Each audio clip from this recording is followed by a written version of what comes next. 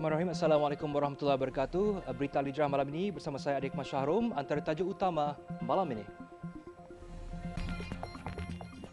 KKM tingkat kapasiti dos penggalak bagi berdepan varian Omicron.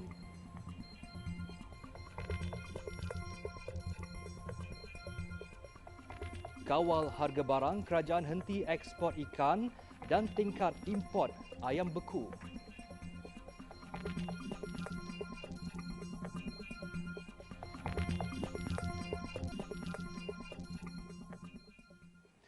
Kementerian Kesihatan Malaysia sedang mempertimbang sekatan kemasukan terhadap 5 lagi negara yang telah mengesan varian Omicron. Menterinya Khairy Jamaluddin Abu Bakar berkata senarai larangan perjalanan itu akan dikemaskini setiap hari melibatkan negara yang berisiko tinggi menyebarkan varian Omicron. 5 negara yang sedang dalam penilaian itu termasuklah United Kingdom, Belanda, Belgium, Jerman dan Australia. Thank you.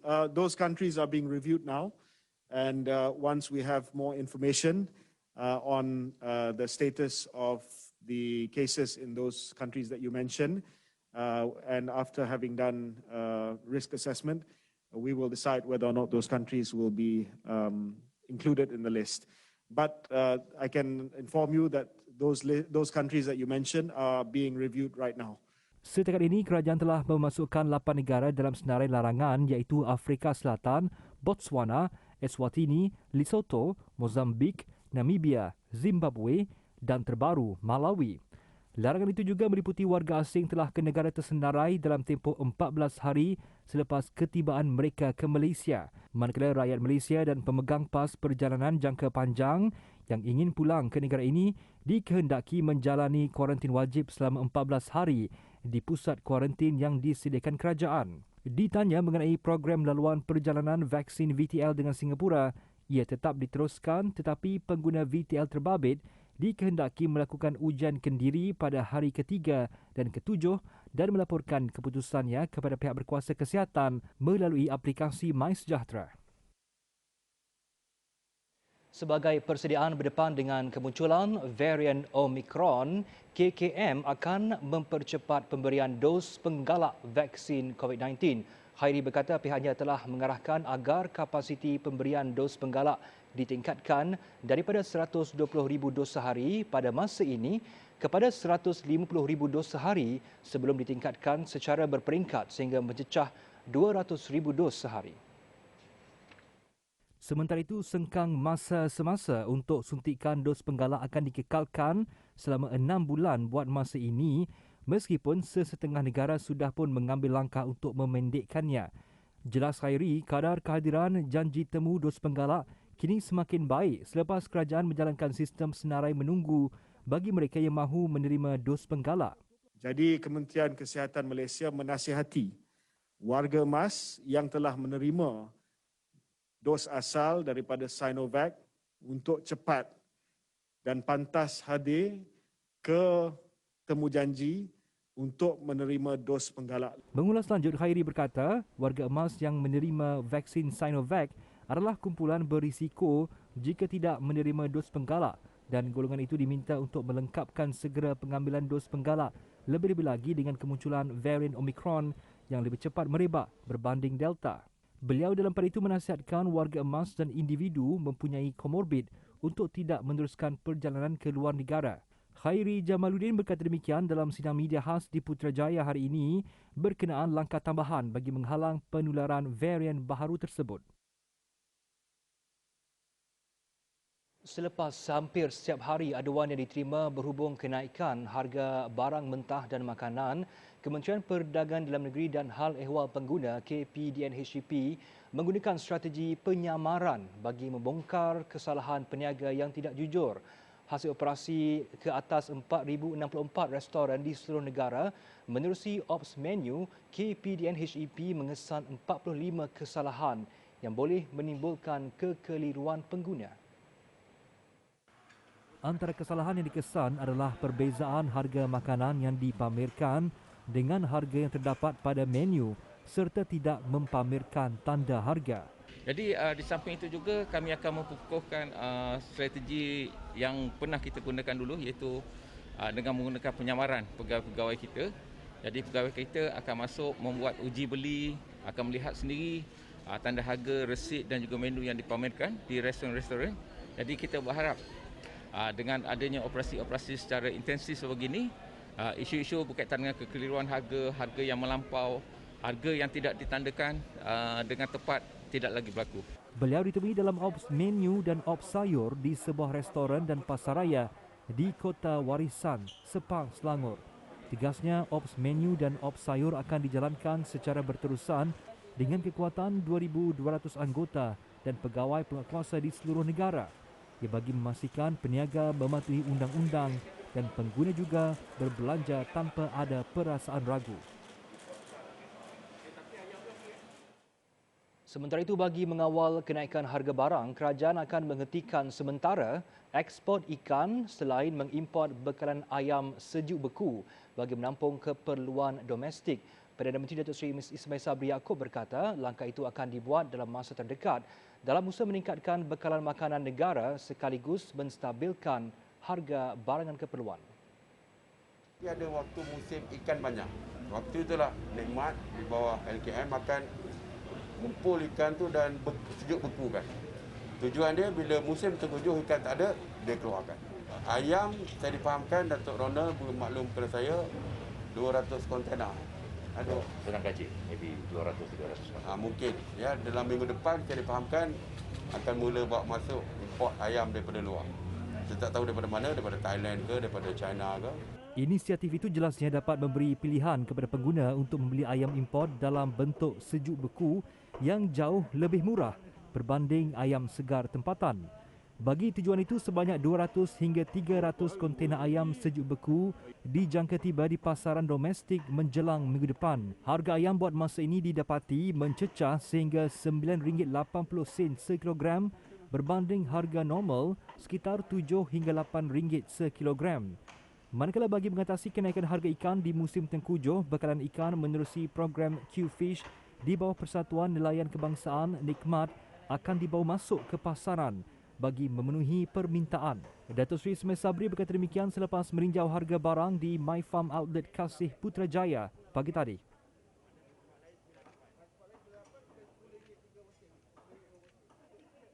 Semua rantaian tu saya minta supaya Kabinet HGP membuat kajian secara terperinci. Saya tak boleh kata, oh kerana harga gandum naik, maka kita naikkan harga lah. Tak boleh. Rakyat kena tahu, kita kena transparent. Berapa harga di luar negara, berapa sampai ke pelabuhan Kelang, berapa kos dia dan sehinggalah sampai ke pasaran, kepada rakyat. Jadi perlu detail. Dalam pada itu, Datuk Seri Ismail Sabri Yaakob berkata pihaknya akan mengkaji punca kenaikan harga barang termasuk menyiasat penglibatan orang tengah di setiap rantaian. Jelasnya, keuntungan yang diperoleh pada setiap peringkat rantaian menyebabkan harga barang terpaksa dinaikkan oleh peniaga. Justru katanya penguatkuasaan lebih tegas akan dijalankan KPDN-HEP sekiranya berlaku manipulasi harga oleh pihak tidak bertanggungjawab. Sementara itu, Ketua Aktivis Persatuan Pengguna Islam Malaysia PPIM Datuk Nazim Johan berpandangan kerajaan perlu mengubah strategi bagi memastikan bekalan makanan sentiasa stabil. Itu maksudnya mengurangkan kebergantungan kepada import yang sekaligus dapat mengelakkan kenaikan harga barang. Jadi, mungkin juga kena ada polisi baru. Ini betul penting ni. Polisi daripada KPDN-KK, polisi daripada Kementerian Pertanian, polisi daripada MITI. Yang import yang benda-benda ni yang harus diatasi supaya kita ni digalakkan. Okey, kat tanah kosong, cuba tengok tepi ni. Sebenarnya di tepi ni pun kalau tak ada apa pun okey juga, tapi kita encourage diri kita tanam biar jadi elok. Ini tak susah nak tanam pokok, tapi kalau you pergi ke rumah saya kalau nak tengok boleh, cikunya, ya Allah, ratusan biji buah ciku. Buah lepas tu star fruit. Lepas tu cili, mempelam, apa benda semua ada tu. Dan sayur, kita makan sayur tu je, sayur gulam raja tu, penuh. Tapi orang kata, iyalah orang lain pun gitu juga. Saya pun setuju juga. Tapi saya tinggal di tingkat 40. Maknanya tempat tak ada, tapi boleh. Bukan saya nak cerita pasal kita buat, tapi maknanya boleh kalau kita nak buat. Tambah Datuk Nazim, pihaknya banyak menerima aduan serta rungutan daripada masyarakat mengenai kenaikan harga barangan yang disifatkan naik lebih daripada biasa. Justru pemantauan perlu ditingkatkan agar dari pihak yang mengambil kesempatan di setiap rantaian bekalan makanan. Jika isu ini berlarutan, pengguna perlu bijak dalam menguruskan kos perbelanjaan dan bijak dalam membeli kerana ada sebahagian pasaraya yang menawarkan harga rendah bagi barang sama. Inisiatif menanam sayuran secara kecil-kecilan juga dilihat membantu dalam mengurangkan kos keperluan harian.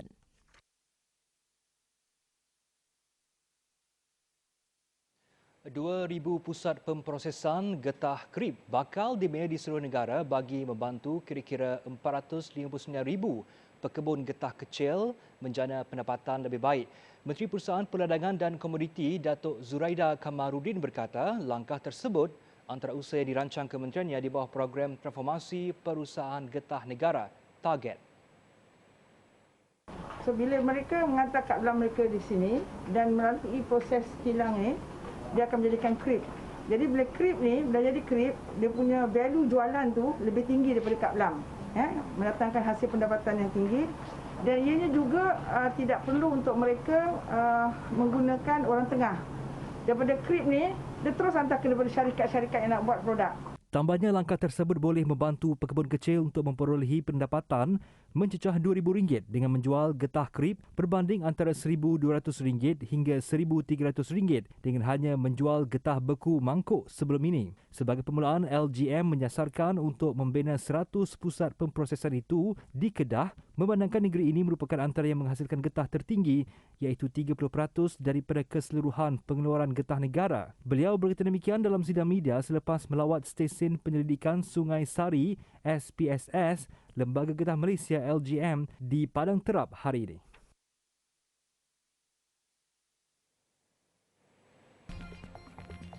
Bunuh lelaki hanya kerana pembesar suara, 2 beranak didakwa di bawah Seksyen 302.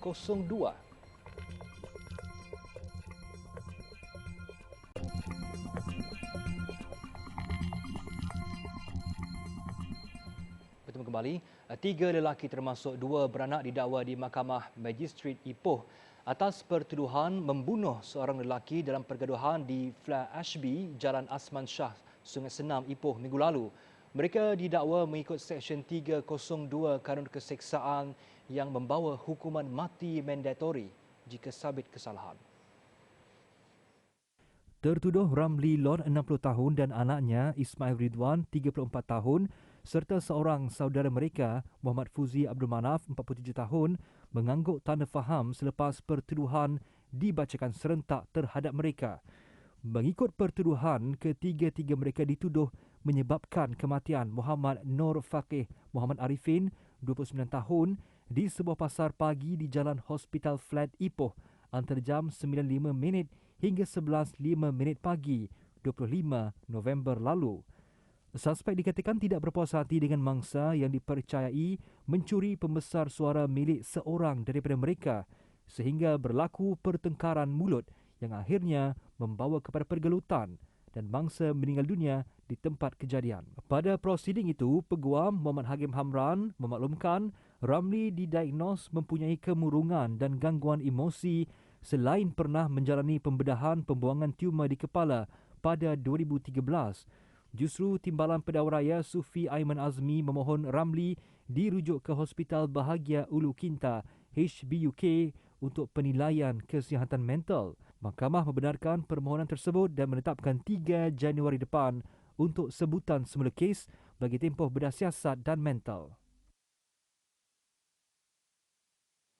Seorang pemandu lori dihadapkan ke Mahkamah Magistrat Kuantan atas tuduhan pecah amanah dengan menjual besi konkrit sebanyak 81 tan milik syarikat berjumlah RM324,000. Tertuduh Muhammad Ridwan Abdul Kadir, 33 tahun, melakukan perbuatan itu ketika dilantik sebagai subkontraktor kepada syarikat Kanna Transport Service dan didakwa tidak menghantar muatan besi konkrit seperti yang diamanahkan ke Pelabuhan Kuantan.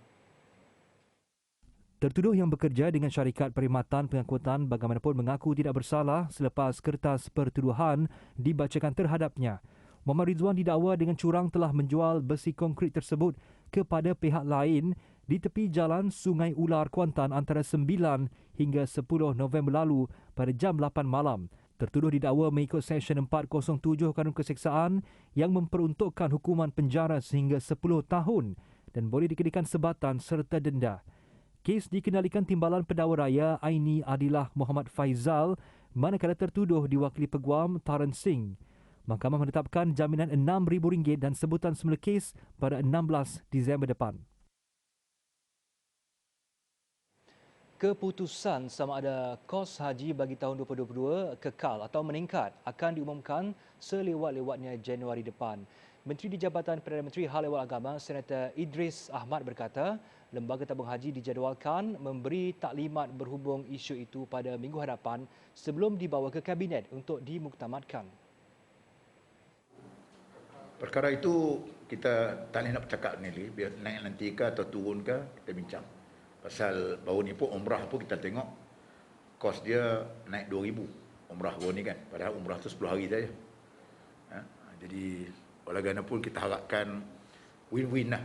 Win-win untuk pendeposit pun kita nak kena jaga kebajikan dia, kepada jamaah pun kita juga kena jaga dia. Dua-dua ni kita kena nak jaga dua-dua keadaan. Ditanya mengenai cadangan pemberian subsidi bersasar, beliau berkata pihaknya akan bertindak secara realistik menerusi perbincangan dengan tabung haji selain mengambil kira kepentingan pendeposit dan golongan B40. Beliau berkata demikian pada sidang media selepas menyempurnakan program Inspirasi Kasih di Johor Bahru, Johor. Sebanyak RM69,500 sumbangan sektor korporat telah disalurkan bagi menjayakan program terbabit. Yapim turut menyediakan latihan keusahawanan khusus kepada golongan yang memerlukan sebagai usaha memperbaiki taraf hidup mereka. Setakat 9 Disember, seramai 6,800 usahawan berjaya dilatih menerusi inisiatif itu.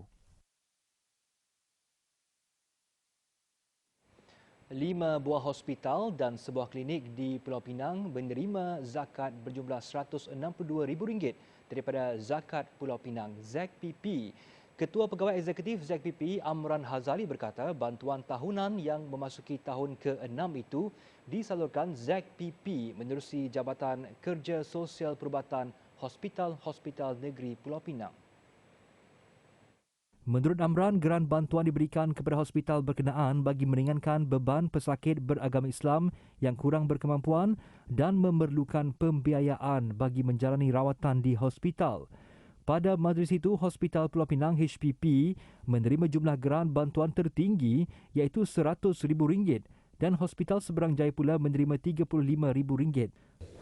Jadi ini adalah peruntukan tahunan yang kita berikan melalui Jabatan Kerja Sosial hospital-hospital di negeri Pulau Pinang untuk disalurkan kepada golongan asnaf yang memerlukan rawatan yang berbentuk kecemasan.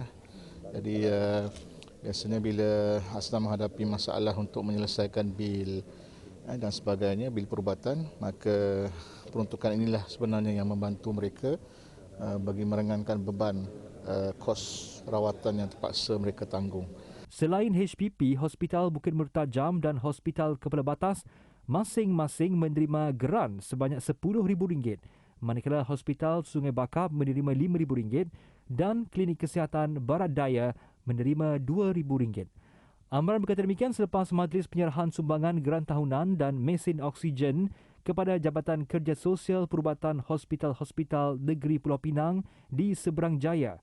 Geran bantuan diserahkan oleh Timbalan Ketua Menteri 1 berangkap yang dipertua Majlis Agama Islam Negeri Pulau Pinang, Datuk Insinyur Ahmad Zakiuddin Abdul Rahman.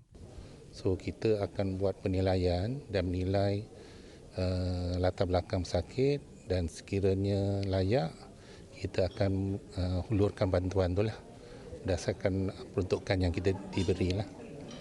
Jadi so far kita banyaklah pesakit yang telah kita bantu sepanjang yang kita berkolaborasi dengan pusat zakat ni. ZPP turut menyerahkan 35 unit oksigen kepada 2 hospital bagi membantu pesakit yang berdepan masalah pernafasan. Pengorbanan seorang adik yang sanggup membahagikan masa demi menjaga abangnya yang juga orang kurang upaya OKU tidak menghalang beliau cemerlang dalam pelajaran apabila memperolehi anugerah dekan di setiap semester pengajiannya. Muhammad Hakimi, Abdullah 19 tahun, tidak pernah menganggap abangnya sebagai satu beban walaupun perlu memberi perhatian setiap masa. Muhammad Hakimi yang merupakan pelajar semester 3 Diploma Kejuruteraan Awam Politeknik Kota Baru berkata, setiap hari beliau akan membantu bapa Abdullah Zakaria 61 tahun dan ibu Nur Hela Cik Daud 55 tahun untuk menguruskan abangnya Muhammad Khairul Anwar 21 tahun yang lumpuh setiap kali mandi atau ketandas. Bagi saya tak ada gangguan lah pasal sebab kadang-kadang ada gap saya boleh mari tolong abang saya. Lepas tu saya pergi sambung online kelas pula. Jadi tak ada ganggu mana lah sebab semesta ya. Bagaimana dengan keputusan setiap semester? Keputusan setiap semester alhamdulillah lah. Okey lah. Tak ada kata pernah gagal, tak ada lah. Alhamdulillah boleh turut dengan balik. Muhammad Hakimi yang juga anak ketujuh daripada 8 adik-beradik mengakui kehidupan mereka sekeluarga juga tidak mewah memandangkan ibu bapanya hanya mengambil upah menoreh getah. Kesusahan hidup keluarga Muhammad Hakimi mendapat perhatian Yayasan Raja Syamri apabila tampil untuk menyampaikan bantuan bagi meringankan sedikit beban mereka.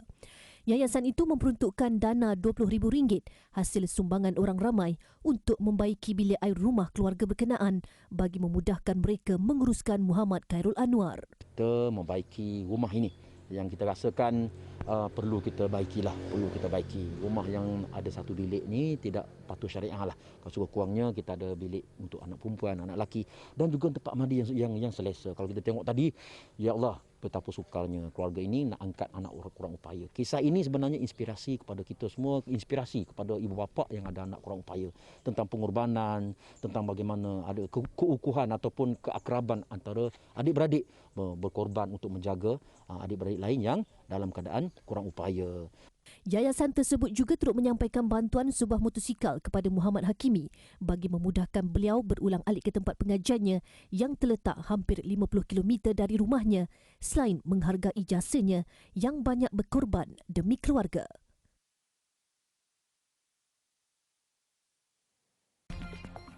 Seorang lelaki nyaris dihempap panel pembinaan.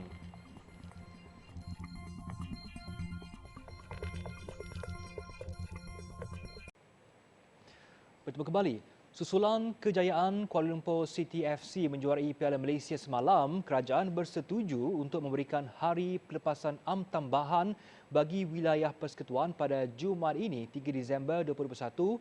Menteri Wilayah Persekutuan Datuk Seri Syahidan Kasim berkata, pengisytiharan hari pelepasan am itu dibuat selaras Subsection 9 Fasal 2 Akta Hari Pelepasan Am 1991.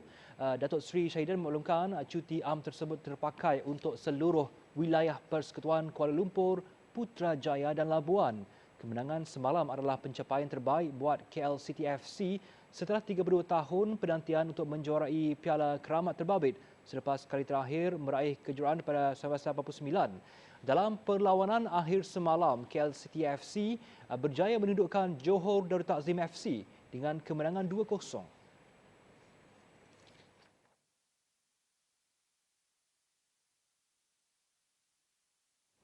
Bank Rakyat meneruskan inisiatif transformasi digitalnya dengan melancarkan platform perbankan maya BRIC atau Bank Rakyat Quick sebagai saluran alternatif kepada pelanggan untuk mengakses produk perbankan runcitnya. Ketua Pegawai Eksekutif Bank Rakyat Datuk Syed Abdul Aziz Syed Hassan berkata, pelancaran platform digital ini adalah langkah proaktif Bank Rakyat bagi membolehkan pelanggan mengakses maklumat dalam masa yang singkat walaupun sibuk dengan urusan harian. Dengan hanya mengimbas QR Code BRIC, pelanggan boleh terus membuat permohonan pembiayaan yang bersesuaian serta mendapatkan maklumat berkaitan produk bank serta membuat permohonan pembiayaan secara dalam talian. Perkhidmatan ini disasarkan kepada pelanggan yang berhasrat untuk melanggan produk pembiayaannya termasuk pembiayaan peribadi I, pembiayaan perumahan I, pembiayaan kenderaan I, perkhidmatan takaful atau memohon menjadi ahli kelab nuri. Untuk maklumat lanjut, layari laman sesawang www.bankrakyat.com.my atau imbas QR kod tertera. Varian Omicron dikatakan telah ditemui di Belanda sebelum Afrika Selatan melaporkan kes pertama varian itu kepada Pertubuhan Kesihatan Sedunia WHO. Perkara itu dimaklumkan Institut Kebangsaan Kesihatan Awam dan Alam Sekitar Belanda RIVM. Kes pertama Omicron dilaporkan Afrika Selatan kepada WHO pada 24 November lalu. RIVM pula memaklumkan penyelidik mereka mengesan varian Omicron dalam 2 sampel ujian pada 19 dan 23 November yang menunjukkan varian itu ditemui di Eropah sebelum dilaporkan Afrika. Selain Belanda, negara Eropah, Belgium dan Jerman turut memaklumkan penemuan jangkitan Omicron di negara mereka lebih awal daripada kes pertama yang dilaporkan Afrika Selatan. Setakat ini belum ada kematian yang dikaitkan dengan Omicron. Di Edirne, Turki, seorang lelaki nyaris dihempap panel pembinaan yang runtuh berhampiran dirinya. Runtuhan dipercayai berlaku akibat angin kencang yang melanda kawasan terbabit. Berdasarkan rakaman kamera litar tertutup CCTV, tindakan pantas lelaki itu berjaya menyelamatkan dirinya daripada sebarang kecederaan. Ketika kejadian, lelaki itu sedang berjalan di sebuah lorong sebelum terlihat panel pembinaan mula runtuh ke arahnya dan segera berpatah balik menyelamatkan diri. Selain Edirne, beberapa bandar lain di Turki mengalami cuaca buruk dengan angin bertiup kencang. Keadaan tersebut dilapor menyebabkan beberapa bangunan mengalami kerosakan terutama di bahagian bumbung dan dinding. Seorang lelaki berusia 69 tahun berdepan detik cemas apabila bot yang dinaiki terbalik di selatan perairan Jepun. Warga emas itu terpaksa bertahan 22 jam di atas bot yang terbalik sebelum diselamatkan pasukan pengawal pantai. Ketika kejadian, mangsa yang berseorangan dilapor sedang dalam perjalanan ke tempat kerja di sebuah projek pembinaan pelabuhan di Yakushima sebelum bot dinaiki terbalik. Rakan sekerja mangsa dilapor menghubungi pengawal pantai sejurus insiden, namun mangsa hanya ditemui pada keesokan harinya. Berdasarkan video ketika misi menyelamat, keadaan laut dilihat bergelora dengan mangsa bertahan di atas bot yang terbalik sambil berselimut. Mangsa dilapor hanya mengalami cedera ringan dan pihak berkuasa sedang meneliti punca kemalangan. Sekian berita Al-Hijrah malam ini. Jangan lupa layari alhijrahnews.com untuk lagi laporan-laporan menarik dan artikel eksklusif. Sekian, saya Ahmad Syarum. Assalamualaikum warahmatullahi wabarakatuh dan selamat malam.